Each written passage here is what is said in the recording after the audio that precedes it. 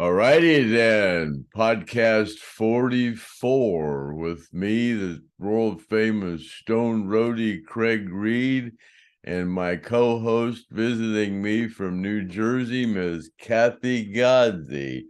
And action.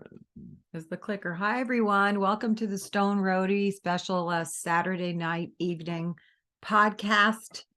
We did a Saturday night special last week with Mike Caruso, and everybody loved it. People are asking if we'll do another one this week, so we decided to do it. Everybody loved Mike Caruso. He's a great guest. He's a great storyteller. He played some great guitar, and we want to have him back. Everybody's asking for him. Thanks so much, Mike, for being on the show last week, and hope you're doing well, and you and your beautiful wife out there in Montana. Shout out to Mike Caruso, a great guy.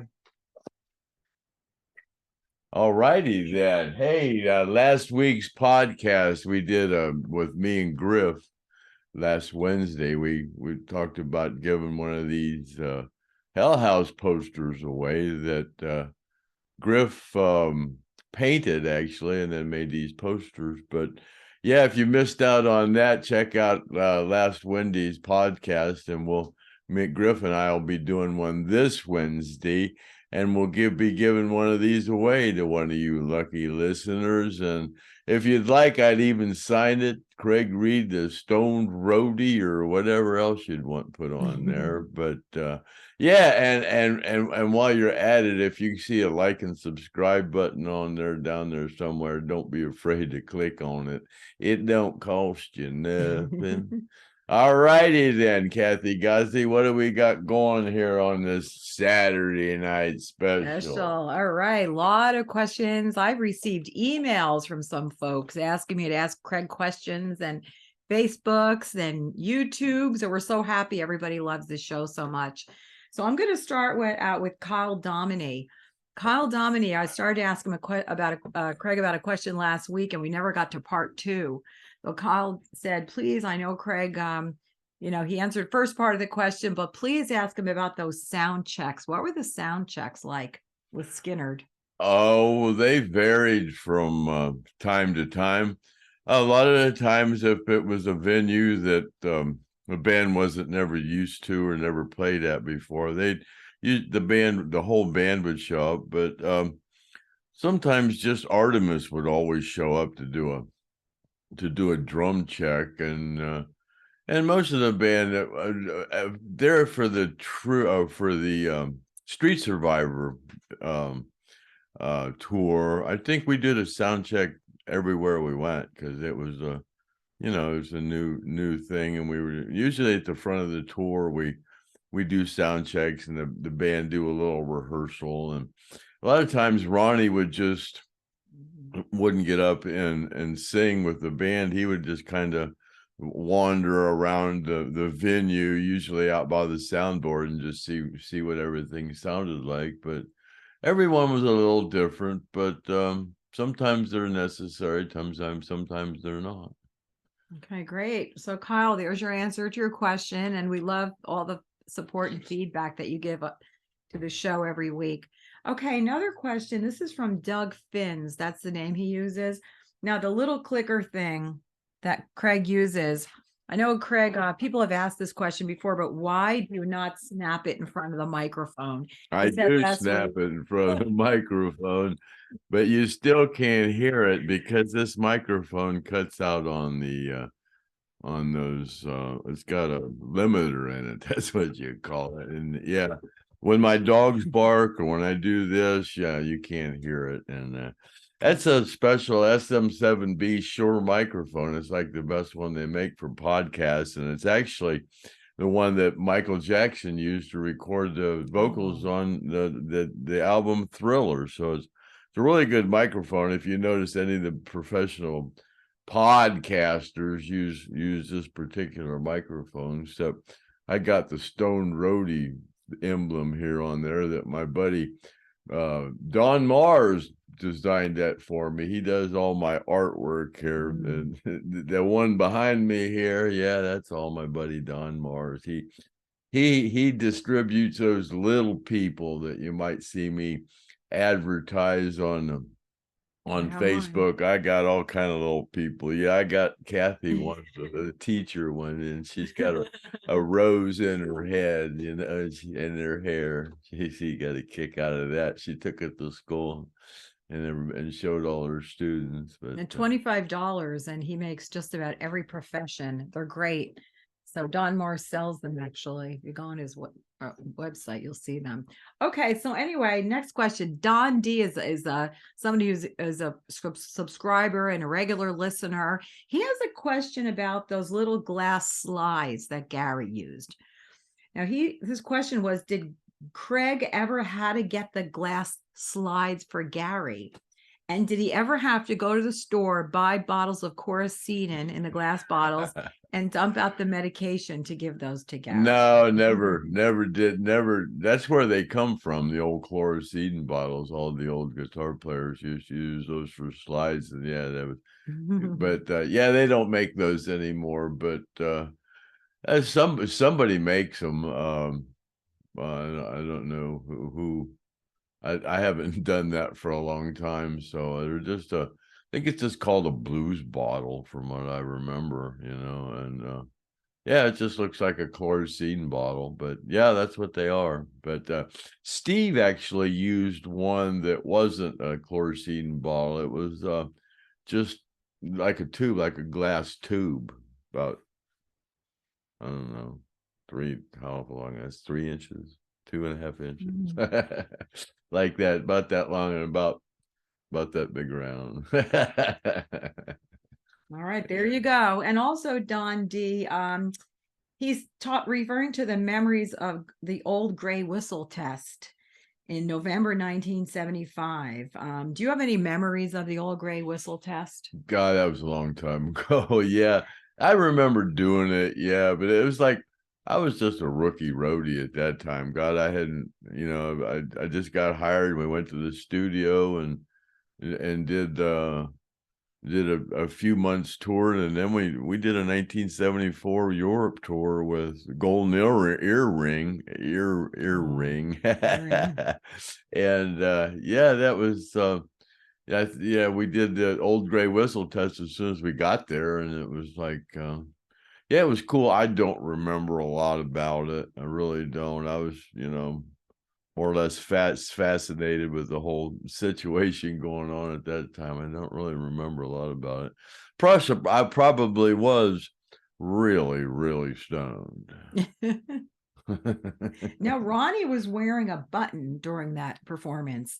It said old gray whistle test, and he wants to know, did you get one of those buttons? I never did. No, I never noticed he had a button. No, I don't know why I wouldn't have got one. I picked up everything that wasn't nailed down. I can see that. That's true. Okay, thanks for that, Craig. Now, there's somebody that goes by the name of Rollins Cossington Jr. This has to do with Alan's equipment. He says Alan had his wah pedal. Is it true that Alan had his wah pedal about 1/4 engaged to get that trebly cut that would pierce through the mix? Is that true? Do you recall that? No, that's not true. He only used that wah-wah pedal in Eric Crossroads. Yeah. Okay. Wow. Yeah. But yeah, it was, we usually didn't put it out until, you know, if we did Crossroads for an encore, we usually did Crossroads before they did Freebird. And when the band would go off to do an encore, we would sneak out there and put the Crybaby on it, and then stick another chord in there, you know. And it was only on there until the end, because an extra chord that long takes away some of your gain, so you don't, you know. And then I guess sometimes we would go out there after Crossroads and disconnect it, probably. I don't, you know. Cool. All right. Thank you for clarifying that. Edward Henry, he's one of our good friends, seems like family. He's looking for Stone Roadie merchandise. When are you going to start? I know you have a t-shirt there. I saw your son wear it, but when are you going to make that available to the fans? Oh God, I don't know. I don't like to just put stuff out there like I'm trying to make any money being famous. But yeah, I mean, if I get enough requests, I made some t-shirts and I gave most of them away. Kathy GODSEY wants one, but I didn't get one. I don't have one her I don't side. get anything. And oh, while I'm looking over here, she's eating some of my STONED Roadie soup. Okay, I do have to say this is delicious. We did a podcast, I guess it was October 20th, October 19th, in which I was kind of laughing because Craig was talking about how he makes the STONED Roadie soup. Okay, the stuff he puts in there, bottle of salad dressing, a whole spicy, it's pepper. zesty Italian dressing. It's like oil and vinegar. Now, I'm half Italian descent. We don't put that in our soup. But yeah, I saw the making of this. It's pretty amazing. And he was very particular about certain vegetables you rinse, certain vegetables you drain, certain vegetables you rinse them all, oh except for the southern style stuff. I leave some of those spices or whatever. I never rinse my peas or my carrots when they're come out of a can. Yeah. But that's a special way. You have to follow the direct. If you don't, Craig will get annoyed. There's a certain way. But I'll tell you, this stuff has a little kick. I feel like I'm a little run down, but it's clearing up my sinuses. Got some cayenne in it. Yeah. I've been blowing my nose, but it's really good. This is what it looks like. He puts 2 heads of red cabbage in there, and he cooks that for like an hour and a half, right? 80 minutes. 80 minutes. The water turns purple. And then from there, it's all magic. And he just goes crazy, throwing a little bit of this. I've never seen some more ingredients, but I'll tell you, it's really good. I would recommend if anybody wants it. Craig, maybe you'll publish the recipe. Oh, I've published it. Yeah. Share it with everyone. I'm going to try. Well, I know about the salad dressing, but I might try something similar. Well, it's got cinnamon and yeah, and cayenne, and usually I put virgin olive oil in it, but we ran out. Yeah, you don't have any olive. That's my big thing is EVOO, but we don't use that. But Okay, it's delicious. Okay, Tony Cope. A question about Gary's equipment. What is the thing that Gary puts on the first fret of the SG Gibson when he's playing the slide? Tell us about that. we went through that last week. It's a piece of number 12 gauge green electrical wire, solid core copper. It's just a piece of 12 gauge wire. I think I said last week, he just puts it up there to lift the strings a little bit so he can get the edge of that slide in the middle to get that choo sound, Everybody wants to be able to do that. Everybody wants to know exactly. Yeah, like I said, Gary invented that. Seems like we're getting a lot of the same questions we did last week, but that's okay. Sometimes you need to be told twice. Yeah, absolutely. I can attest to that. Now, a friend of ours by the name of Joe Gillespie. Now on YouTube, he goes by Joe Schmo, but he's been emailing me. Sounds like another friend, Joe Gillespie. Actually, Joe is retired. He's from Pennsylvania. Now he's living in Thailand. So how you doing, Joe? I hope you're enjoying life out there. Hey, Joe, what you know? Welcome to the Stone Roadie show. Yes. He would like to hear a good Lacey VanZant story. Got anything to talk about with Lacey? Oh my gosh, Jiminy Christmas. There was a lot of things that, Ronnie took Lacey, insisted that Lacey go on tour with us, to Europe and all over. And Ronnie was pretty insistent on taking his daddy out and showing him what he did. He was I imagine he got a lot of slack growing up from Lacey, wanting him to get a real job or whatever. The rest of, Lacey is a hardworking truck driver. So I'm probably like Alan's daddy. Alan's daddy thought he was wasting his time doing all that, but somebody funded a bunch of Alan. I noticed Alan had a gold top Les Paul, and he had a Flying V, and he had a few different Firebirds, and I realized those guitars weren't as expensive as they were or they're these days, but they were, relatively expensive, but nothing like they are these days. But somebody funded those. I don't think Alan did it selling flowers or delivering flowers. I think that's what Gary and Alan were both doing at the time that they got big, delivering flowers. It was so so. Oh my God! How did I get off on that? I forgot what the initial question was. Oh, the question was a good Lacey VanZant story. Oh, then I took off on Alan. Oh my gosh! Oh yeah, Lacey. There's a lot of them. Lacey would get out on the microphone. We'd have him get out there and give a little speech about who he was, and it was pretty comical. I would always go out there with him and introduce him. This is Lacey VanZant. I used to do a lot of microphone work when I get, because I got that deep voice, and when I worked with Marshall Tucker, I would always go, "Ladies and gentlemen, the Marshall Tucker Band." That's what I was asking you yesterday about how you got the gigs. So you left Rossington Collins. Well, you're working with Alan Collins Band, and from there you left and were hired by, I think, Journey or Foreigner.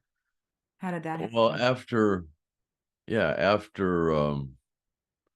no, Foreigner was right after Skynyrd, after the plane crash. And okay. Yeah, the plane crash was October 20th. Heck, by February, I'm living in New York City doing an album with Foreigner, staying at the City Squire Hotel for a couple months. That was pretty cool.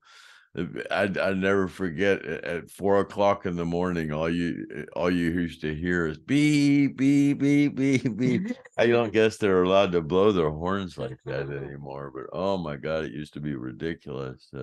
Then right after that, I actually quit Foreigner. I went to work too early. And I was actually in Alan Collins's living room when I called Buddy Pruitt and told him that I wasn't going to go back on the road, that I just wasn't ready. I was still in shock, and then I took some time off, and then Kevin Elson got a job with Journey doing sound, and he kind of suggested that I might be hired to be their guitar roadie. They need a guitar roadie, so I appreciate that, Kevin. That was a pretty cool gig to do. And then after the first Journey tour, and then Gary called me. I was in the basement right here in this house, and I don't know. I guess I might have called Gary, and he goes, "Hey, we're putting the band back together. You want to work again?" And I goes, "Yeah, I'm on my way." So that's when I went down to Jacksonville, and God, at that time, those guys didn't know what they were going to do. Gary and Alan just knew that they wanted to put a band back together, and that Leon and Billy and Artemis and everybody that was able to get back together, they wanted to get back together, but they didn't want to call it Lynyrd Skynyrd. And like somebody said a couple weeks ago, what was that thing about Melvin Skyrider? I think Bill Graham production, that when they were managed by Bill Graham, because that's what the card on the name on the card says, Bill Graham Production. I still have some of those cards, Melvin Skyrider, but I don't remember what happened to that band, but that name. But then they decided to go with Rossington Collins, and no, wait a minute, I get a little confused. That was going into the when they were going into the tribute tour. Yeah, that's right. Excuse me. When they were going into the tribute tour, Bill Graham was their manager, and they were going to use Melvin Skyrider because of logistics, they couldn't use Lynyrd Skynyrd, and then they agreed that they could use Lynyrd Skynyrd. So yeah, they dropped the name Melvin Skyrider. Sorry about that. I get a little brain fart sometimes about the decades. That's been 50 years ago almost. I got brain damage in that plane crash. Sometimes things get a little confused, but then doors open up and I kind of oh yeah, oh yeah, that's right. That's how that worked, but sorry about that. I like the story. I think it was Mike Estes had mentioned when he was on the podcast that he called, I think this is correct. He called the Rossington Collins Band office and somebody answered the phone and he said, I'd like a name for my band, a recommendation. And somebody asked Alan and Alan said, Hell and High Water, right? Yeah, Mike Estes. I used to hang around down at the office a lot because it was right in the middle of Jacksonville. And I'd have a lot of, after rehearsal and stuff, I'd have a lot of people to stop over. And I had an office there. Me and Larkin had an office there on Jacobs, and I would just hang out there most of the night. People would stop in and we'd party, but yeah, Mike Estes called one night and I just answered it, Rossington Collins Band. And he goes, oh my God, I can't believe, I'm talking to somebody from the old Skinner. And he goes, don't hang up on me. He said, and he said, I'm a guitar player. And if he wouldn't have said I'm a guitar player, chances are I probably hung up on him. But I said, yeah, what's going on? And he goes, man, I'm looking for a name for a band. He said, I'm only 16 years old and I'm looking for a name of a band. And Skynyrd's my all-time favorite band. He said, that's all I listen to and try to play and stuff. And I needed to talk to Alan anyways. I said, hold on a minute, I got to call Alan anyways and ask him a couple of things. Just hang on the phone. Just don't say nothing, So I called him and asked him a couple of things. And I said, hey, Alan, what was the name of them bands you and Gary were talking about a few days ago? And that you said if you would have a band again, you'd like to name it this. And he goes, Hell and High Water. And I goes, okay, cool. Thanks, Alan. So I hung up and I goes, there you go. So yeah, he called this band Hell and High Water for years and years. And they came down to Jacksonville and opened up for the Alan Collins Band. It's amazing. Yeah, and Alan went out and jammed with them and stuff, and yeah, it was pretty crazy. And they played at the Still a couple of times, and Alan would go in there and play and just turn it up to 10. It was pretty funny, but he enjoyed that, man. He loved to go out every now and then and just go out and sit in with some local band. Yeah, it was pretty cool. Leon did that too. Leon did that a lot. Went out and sit in with local bands. Yeah. Cool. That's really cool. All right. So we talked about the answered Joe Gillespie's question about Lacey VanZant. Now we also had another question about Artemis. Wants to know, was Artemis much of a party guy? I believe he was a vegetarian. Was he very healthy? Did he drink or smoke pot? Now we know that Artemis was a Marine. Is that correct? Yeah, Artemis was so Marine. Tell us about how he partied with you and a little bit about Artemis. Artemis didn't drink.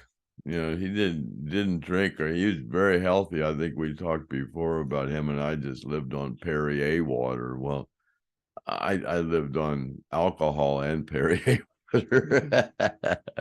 But yeah, he just smoked some, just natural, just smoked some weed, Didn't really do anything else. I think, like all hippies did, they experimented with hallucinogenics once in a while, but he didn't do any, wasn't really into cocaine or any of that kind of stuff. That's lubes or nothing. That's interesting. I just want to mention the other day when I was at the Newark airport, there was a couple that was sitting near me waiting for the plane, and the woman about my age was looking at my suitcase. That suitcase with all the stickers on it that you gave me. Craig gave me all these cool stickers. I put them all over my suitcase, and sometimes people just really are into reading it. So this woman asked me about the band, and I wound up telling her the whole story about who I am and Craig Reed and the STONED Roadie. And so she took a snapshot of the podcast. She's going to watch it. Her name is Gwen, and she's a retired teacher from New Jersey, as I'm a teacher, not retired, but Gwen, if you're watching, it was such a pleasure to meet you. You and your husband are such nice folks, and they were coming out to Cleveland also. And I hope you're watching this show and look me up on Facebook. So thanks so much to Gwen. All right, question. This is from cousin Figel. Now, somebody asked a question about somebody throwing something at Ed last week. Remember whether Ed got angry because somebody threw at him? Well, cousin Figel happened to be at that show. That was at the Red Rocks Amphitheater. He was right in the front row. This was during the tribute tour. And he says somebody threw a gallon jug of water and hit Ed in the face. So he didn't say what transpired after that. I think Ed were you there? Do you recall what happened after that? had to have been there, yeah. Yeah. But he saw that firsthand. And I think people were booing Ed, he said. I don't know why. Maybe Ed said, come on down here. I'm going to kick your ass or something like that. But he recalls that show very well. I don't remember that. That would have been pretty traumatic, getting hit in the face with a gallon jug. I don't know if it was that. Yeah. I just want to stop for a second. Let's talk more about the Hell House poster. Now, Griff said that a lot of people were writing and sending emails because everybody's interested in getting the Hell House poster and the backstage pass, right? There were 3 things that you guys were going to be giving away. Yeah, this poster, like I showed you before, it's a 12 by 12 poster. Right. Painting of the Hell House. And then there's a sticker that's, I don't know, 6 by 6 or something like that. It's the same thing that Gene Odom actually signed. And then there's another laminated pass from the Survivors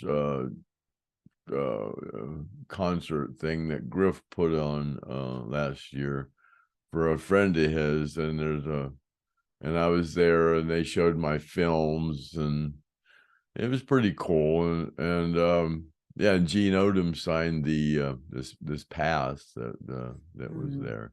So we're going to give those things away. Yeah, and there's been a lot of response. Some guy called me on the phone and told me that his computer was broken and he couldn't get an email out, and he was freaking out that he wasn't going to be able to join this contest to win this poster. And I told him, I said, well, you had till Wednesday to do it. So yeah.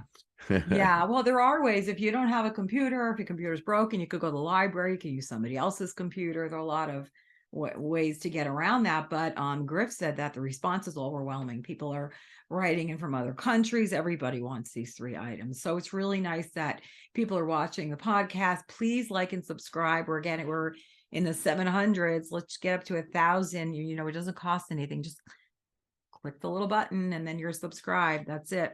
Okay. So it'll be nice to see who wins those 3 items. Are really nice. Yeah. And I'm going to announce something I'm going to give away too. That thing that I gave you, I have another one of those. Yes, I got a gift. Yeah. So yeah, I'm gonna be giving one of those away, and I ain't gonna tell you what it is. Cool. You're gonna have to watch the STONED Roadie show, and we can see if you like and subscribe or not. So it's really cool. Craig said it was actually hanging on the wall someplace, and I said I like that. And did you want one? And I said sure. So I'm gonna hang it in my living room. It's really cool. If you want to see what I'm giving away, just look on this wall on the podcast, and that's what it is. Yeah, it's hanging behind him. We're not giving. It's not the gold album. No, it's not a gold album. If anybody gets that, is going to be but no, he's not getting it. And it's not the STONED Roadie sign, and it's not the Ronnie VanZant plaque, and it's not the Donald Trump picture. No, that's over on that side. Yeah. And it's not the Alan Collins license plate, because I might have that in my purse. Dream on. I've seen the car. Alan Collins's car is out in Craig's yard. Pretty cool. It has trees growing inside of it. Actually, there were acorns there are trees growing inside of the car. It's not funny. No, but it's there. It's memorialized, and that's where it should be. That's where that car should be. But it's a beautiful car, and it has a lot of memories in it, which we all remember. All right. So again, Mike Caruso, he has so many friends and family from the Philippines who are now supporters of the show. He was so thrilled to be on the show. He was just so thrilled to death. He was a little apprehensive at first. He said, I don't know. But he said, you guys made it so easy for me. And he just was thrilled. And he was such a great guest. So Mike, we're going to get you back on here. So be ready, because we're going to be calling you. Well, Nice my friend Jeff said that he was putting something together with Brandon Miller, yeah, Brandon Miller, and I think he also said Mike Caruso, and yeah, and Jeff's a guitar player too. I think they were gonna do something together. He said something about he would want me to sing, and that's automotive. Hey, automotive. Yeah, I met him last night. He's a cool guy. He's a smart guy. He's a good guitar player. He was looking for a singer, but we don't sing. But he was playing some good. He brought me over a couple of bottles of that Crystal Skull vodka. That's really pretty good. Yeah, really nice. Good stuff. Okay, and then you know what? There's really only one other question. I'm just looking at what has been asked since last week, but guy by the name of Chip Cruey. He asked this a while ago. I know people feel uncomfortable asking how much people make in your salary, but he wants to know, when you work with Skynyrd, did you make a lot of money? Did you get paid salary, or was it per gig? How did that all happen? I was always on a salary. God, back in the day, back in 77, I think I got like $400 a week or something like that. But then you get per day, but that was whether we worked or not. But that was kind of a bum rap because we were always working, but we did have some, but we had paid, like I said before, they treated us really nice. We went on a paid vacation to Hawaii. We all took our families, all expenses paid for a couple weeks, and we were on, I was on full medical and full dental, and and it was a salary whether we got paid, worked or not. But then we had per diem, and we made a couple $100 a week on top of that per diem, which is food money. Great. But at the end of the tour, we'd get a bonus, so it was fair. And then oh God, when I retired in about 20 years ago, I don't know how long ago was it? 2006. 2005, 2006. Right. I think I was on a salary for like $12.50 a week or something like that. But when we were working, I think we were getting $30 or $35 a day per diem, and that is cash money. But that was more normally my drug money, for weed. And then in addition to your salary, you had you traveled all over the world. You stayed in the best hotels. Right? Oh yeah. There was plenty of fringe benefits. Sometimes I went, you mean you're paying me to do this? Yeah. Yeah, it was a lot of fun. Yeah. I wasn't ever worried about the money. I was having so much fun. It was, money was never an object, Craig, you told me the story yesterday about you when you and Dale and Gary were traveling. You were in Copenhagen. Tell us a story about the. Oh, we were in Copenhagen, Denmark, and the promoter rep took us on a little tour of this little hippie village where you could go and you could sit at a little. They had like a hot dog stands, they set them up, and you could go there and drink marijuana tea or smoke hash, or they had all these things you could buy, and you could sit there and eat a cookie and smoke and drink some tea and smoke some hash. And then we went and we did that, and we were kind of walking through this little village, and there was people living in trees. Swear to God, they would hang these tents up between the, I don't know what you call them, and between the trees, hang it from one tree to another tree, and they'd put a tent in the middle, and they'd go in there, and it was off the ground and stuff, and there was 100 of those people living in the trees. And then there was a part of the little village thing where they had these little small houses, just 12 by 12 houses or whatever, these little shanties, and they all had a little yard, and me and Gary and Dale are walking by, and this guy, the promoter rep guy, and the guy we were walking by, and he had this rock, and he's looking for a place to, looked like he's looking for a place to put the rock for decoration or whatever. And he looked at us and he went, "In Steen, Art and Steen."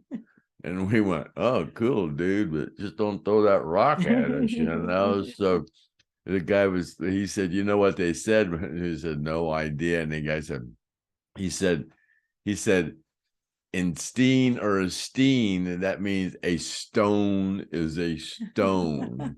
And we went, "Wow, man, that's like heavy, And the next day I'm coming out of the hotel, and Gary comes up of me, and he has a rock in each hand, and he goes, "Here, take one." And I goes, "Well, what's the difference?" He goes, "In Steen or in Steen, a stone is a stone." They're all the same. They're just a rock, So, yeah, that thing's out in my yard somewhere. I kept it. Yeah. It kind of started me collecting rocks. And he does. Craig collects rocks. Okay, we have to put some pictures out there, because Craig has this cool thing where there are rocks, and he just puts one on top of another one, and either falls or stays. Stacking rocks. Rocks, and it doesn't look like it's going to stay, but it does. People say, "How do you stack them like that?" I said, "You got to listen to the rock. It will tell you where it wants to go." Yeah, I have them stacked up 6-8 times. Oh my God, it defies gravity or wind when you see these rocks. My buddy Larry taught me how to do that.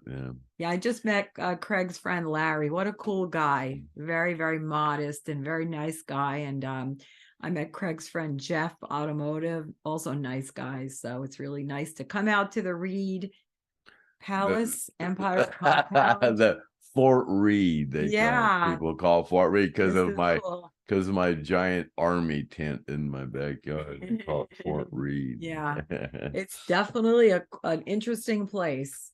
Not like New Jersey, but it's really nice out here.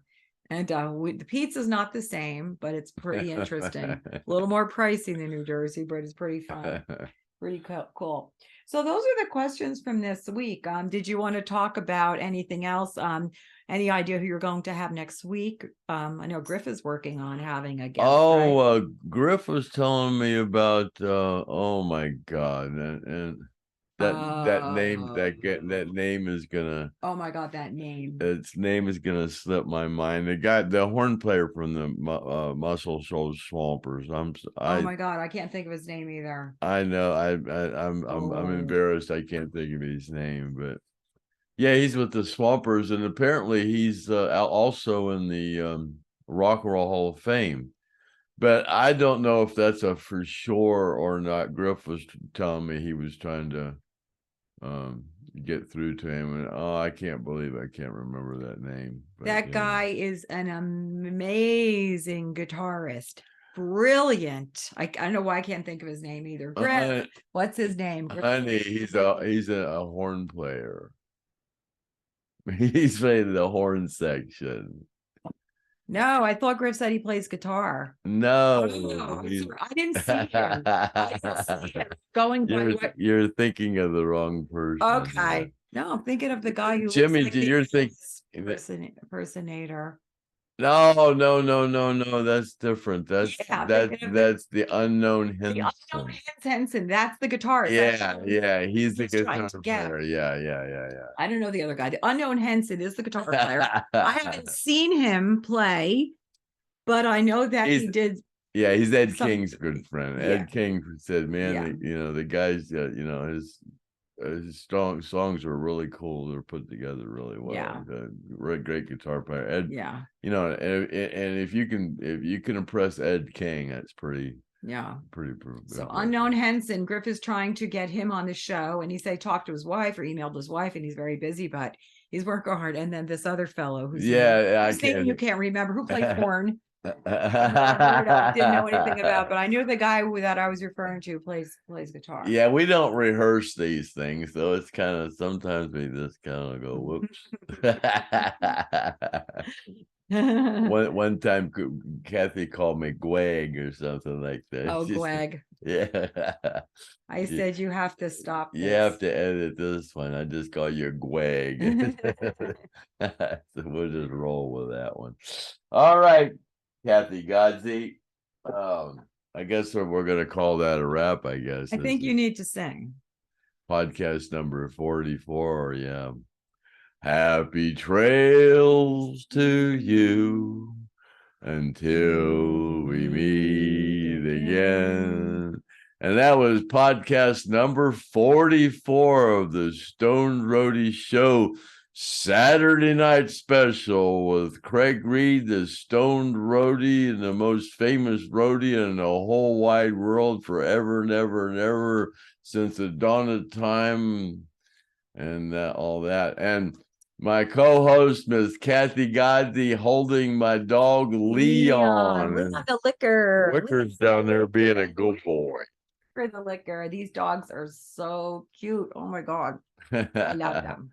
And until then, happy trails to you and sayonara and good night. And we're going to call that a wrap with the Stoned Roadie Show number 44. And say goodbye, Kathy GODSEY. Goodbye, Kathy GODSEY. Goodbye. Bye.